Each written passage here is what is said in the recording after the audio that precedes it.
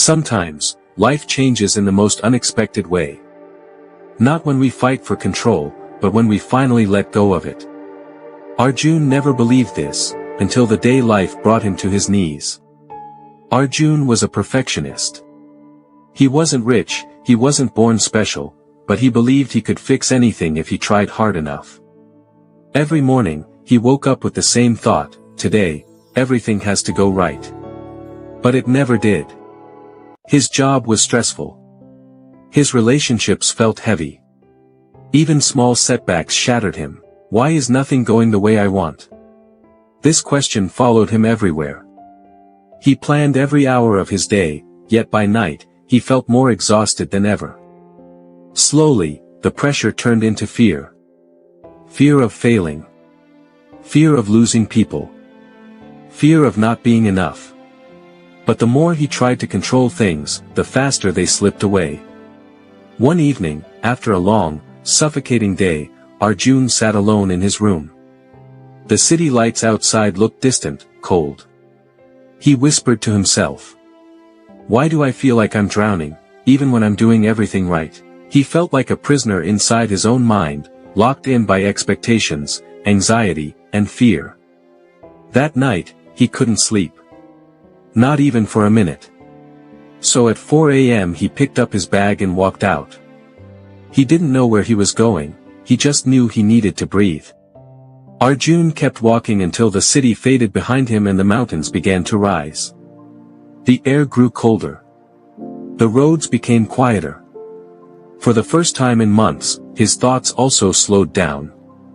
He climbed higher and higher, searching for something he couldn't name. Eventually, he reached a silent cliff overlooking the valley. The sky was turning gold with sunrise. And right there, under an ancient Bodhi tree, he saw an elderly monk sitting peacefully, as if the world could not touch him. Arjun hesitated, then slowly walked toward him.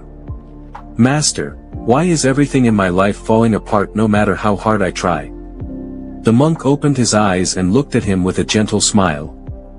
He didn't answer immediately.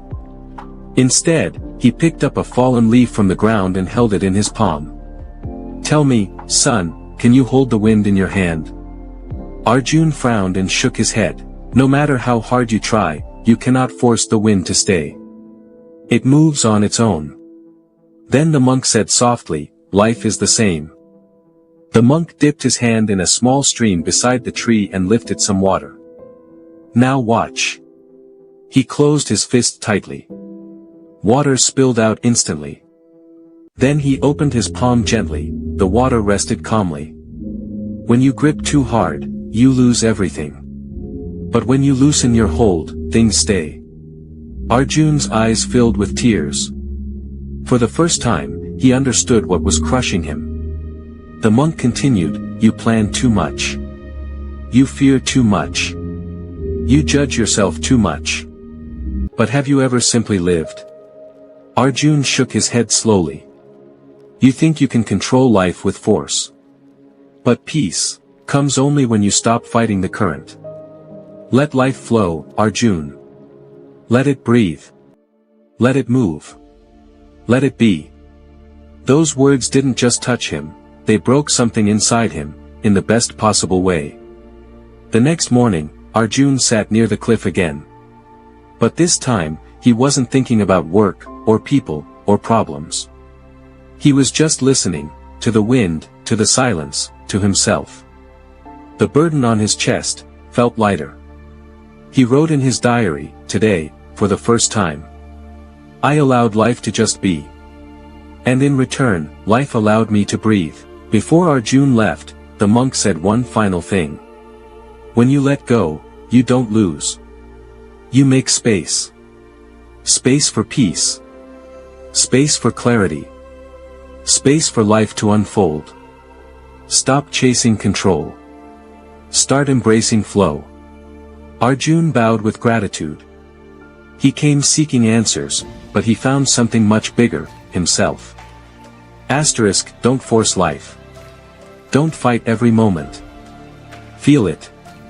Allow it. Trust it. And you'll see, everything begins to flow naturally. Asterisk.